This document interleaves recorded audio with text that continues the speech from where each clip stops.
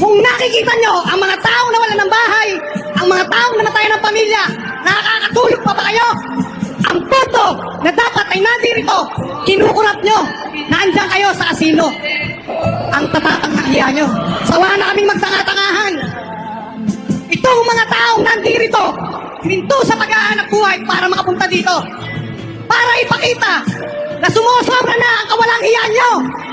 Hindi ba kayo kinakabahan? Marinig pala ng kapilido nyo, pati nananahimik na kamag-anak nyo, nadadamay sa kawalang hiya nyo. Ang kapal nyo, nakakapanginig kayo ng laman. Nung nagnakaw ng dilata, nakakulong na. Nung nagnakaw ng pondo namin, nandiyan pa.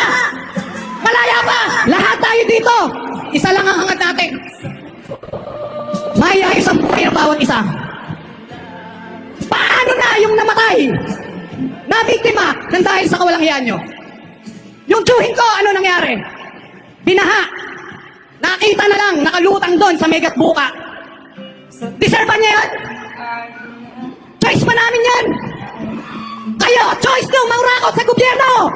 Deserve pa namin ito dinadanas namin ngayon. Kayo, deserve nyo makulong. Patawarin niyo po ako.